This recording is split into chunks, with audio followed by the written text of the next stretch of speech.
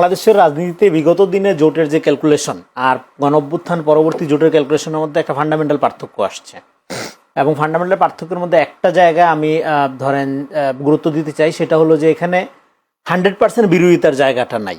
যেমন ধরেন জামাতে ইসলাম মনে করতেছিল যে তারা একটা প্রধান বিরোধী দলের জায়গা নিবে, কিন্তু বিএনপির দিক থেকে তাদের যে আচরণ, বিএনপির দিক থেকে বিএনপি প্রধান বিরোধী দল হিসেবে কাউকেই আপনার ওই মর্যাদা দিতে চায় না। যেমন আগে যেরকম আমাদের সমাজ আওয়ামী লীগ বনাম বিএনপি বাইনারিতে ছিল, হ্যাঁ, একটা টু পার্টিজান স্টেট হয়ে গেছিল, হয় আওয়ামী লীগ না হয় বিএনপি, এর মধ্যে একটা পয়সা নিতে হবে, আপনার বিকল্প নেই। এখন আমরা গণঅভ্যুত্থানের পরে একটা মাল্টি পার্টিজান প্রসেসের মধ্যে ঢুকছি, এবং মাল্টি পার্টিজান প্রসেসের মধ্যে এখানে প্রতিযোগিতা যেটা হবে সেটা হবে পলিসি নির্ভর, কে জনগণকে বেটার পলিসি দিচ্ছে, হ্যাঁ, সেই নির্ভর, এবং সেই নির্ভর প্রতিযোগিতার জন্য কোন পার্টি ডেমোক্রেটিক প্রসেসে কত আগানো সেটা জনগণের কাছে পছন্দনীয় হওয়ার কথা।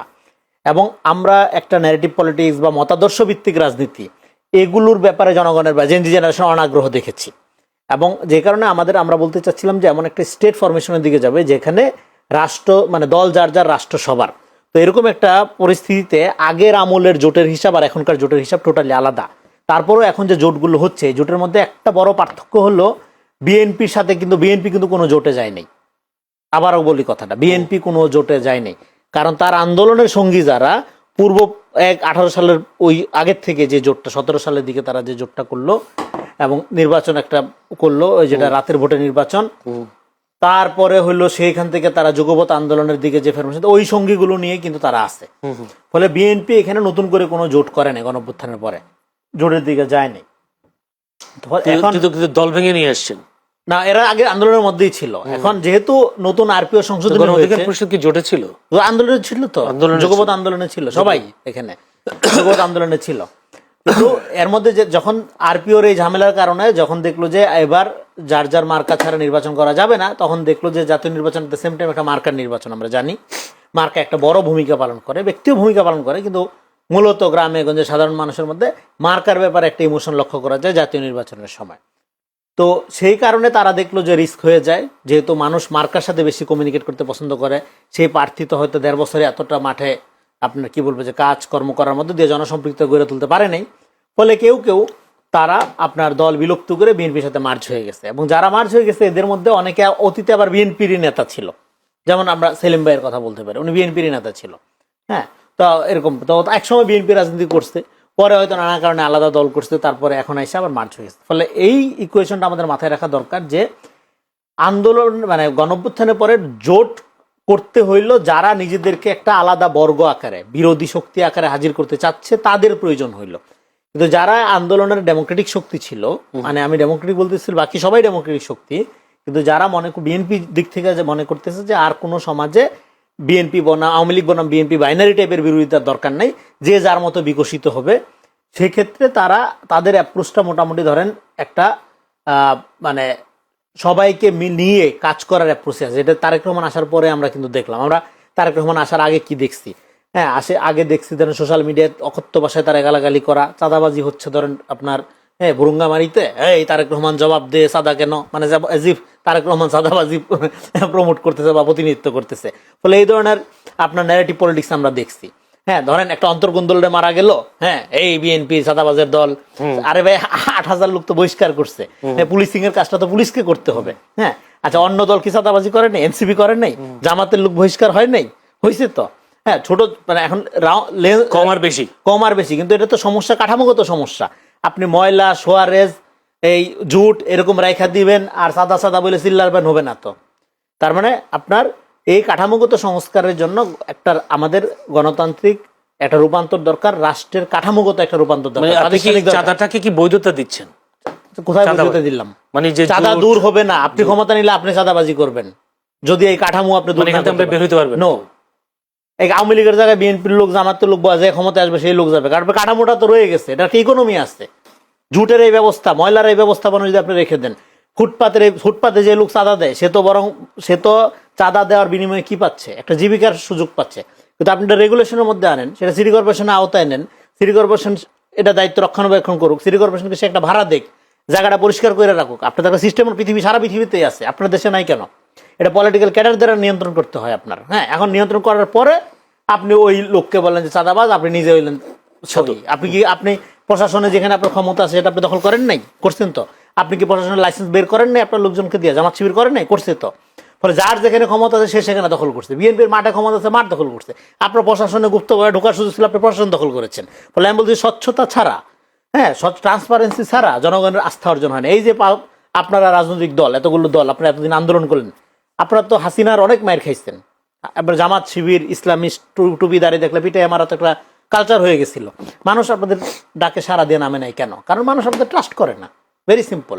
একটা নির্দলীয় ব্যানারে নামতে হয়েছে কেন, গণ অভ্যুত্থান হয়েছে কেন? কারণ এখানকার প্রতিষ্ঠিত রাজনৈতিক দলগুলোকে মানুষ ট্রাস্ট করে নাই। কারণ ফলে এখন আপনারা যে জোট করতেছেন, এই জোটের সাথে জনগণের ভাগ্য উন্নয়নের সম্পর্ক আছে, এটা জনগণ অন্তত বিশ্বাস করে না।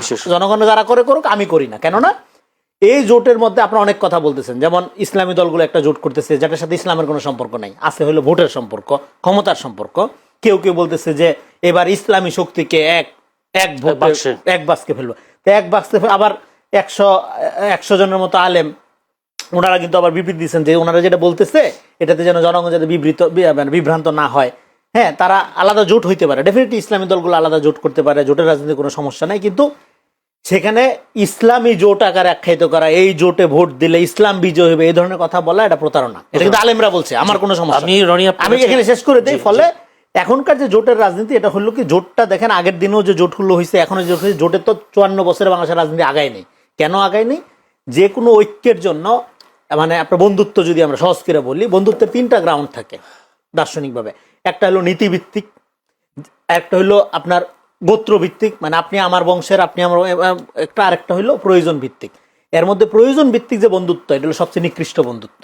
সবচেয়ে উৎকৃষ্ট বন্ধুত্ব হলো কোনটা? যেটা মতাদর্শিক বা নীতিভিত্তিক। যেমন আমি আপনার মতাদর্শকে সাপোর্ট করি, হ্যাঁ, তারপর এই জন্য আমরা এক, কিন্তু আপনার মতাদর্শ ভিন্ন, আমার মতাদর্শ ভিন্ন, কিন্তু প্রয়োজন এখন আমরা একজন আরেকজনের লাভবান করব, এই বন্ধুত্ব সবসময় সবচেয়ে নিকৃষ্ট বন্ধুত্ব। আমি আপনাকে একটা প্রশ্ন শেষ করে দিই, সেটা হচ্ছে আপনি একটা কথা বলছেন, মার্কার প্রতি মানুষের একটা আগ্রহ আছে, আকাঙ্ক্ষা আছে, সেটা বিএনপি ধানের শীষ দিয়ে সবাইকে মোটামুটি আশ্বস্ত করতে পেরেছে। কিন্তু জামায়াত যাদের নিয়ে জোট করলো, আসন জোট, যেটা নির্বাচনী জোট, সেই জোটে তো তাদের কোনো প্রতীক নাই। প্রতীক তো যার যারটা আলাদা আলাদা করে করবে, তারা সেইভাবে তারা জোটটা করেছেন, যার যার দলের প্রতীকেই তারা নির্বাচন করবে। তো সেই ক্ষেত্রে প্রতীকের ক্ষেত্রে গিয়ে কি তাহলে এই জোটটা পিছিয়ে পড়ে আছে কিনা? এইটা আমি বলতে পারবো না, কারণ আমার কাছে মনে হয়, ধরেন জামাত ইসলাম সর্বোচ্চ 18টা আসন পাইছে। তো যে দল সর্বোচ্চ 18টা আসন পাইছে, ওইখানেও কিন্তু একটা গণ অভ্যুত্থান পরবর্তী, মানে 90-এর পরের কথা বলতেছি। তো এখন ধরেন সেটা ধরেন বেড়ে কত দূর হইতে, ডবল, 3 ডবল, 4 ডবল, 5 ডবল, 80টা 90টা। তো সেটাও তো ক্ষমতার জোট হচ্ছে না, মানে আপনি তো মানে ক্ষমতা নেওয়ার মতো জোট। ফলে আপনার যদি এই অবস্থাটাই থাকে, হ্যাঁ, আমি অনেক বাড়াইও বলতেছি, তারপরে আপনি যদি ধরেন আপনি আসন ছাড়বেন, তারপরে একজোট 100 জন চাচ্ছে, আরেকজন চাচ্ছে যে না ও মুখের চেয়ে আমাকে বেশি প্রাধান্য দিতে হবে, এইটা ওনারা কিভাবে ম্যানেজ করবে এটা ওনারাই ভালো জানে। কিন্তু আমার কাছে এটা মনে হচ্ছে কি, ধরেন এইটা আপনার এই যে আমরা যেটা বললাম যে এখন 5 তারিখের পরে আমাদের একটা মাল্টি পার্টিজান পলিটিক্স করার সুযোগ ছিল, সেইটা খানিকটা ক্ষতিগ্রস্ত হলো। যেমন ধরেন ইসলামী আন্দোলন, ভাই আছে উনি বলবেন, আমি এটা প্রশ্ন করে আসি, আমি মার্কার ক্ষেত্রে এখনই যে আমরা ধরেন এই আরপিওর একটা পজিটিভ দিক আছে, যেমন ধরেন ছোট দলগুলোর মার্জ হওয়ার সুযোগ কম, এতে করে দলগুলো একটা চ্যালেঞ্জের মধ্যে পড়বে, তারা মাঠে ঘাটে যাবে, জনগণকে বোঝাবে, তাদের রাজনীতির বিকাশ। এই যে আমরা যে মাল্টি পার্টিজান, মানে বহুদলীয়, আমাদের তো অনেক রাজনীতি দল দরকার, দল না, অনেক রাজনীতি দরকার। তো আমাদের অনেক দল আছে, সেই দলগুলো করে কি, একটা আরেকটা জোটের মধ্যে গিয়ে, হ্যাঁ, কিছু ব্যক্তিদের সুবিধার মধ্যে তারা নিয়ে আসে এবং জনগণ আশাহত হয়।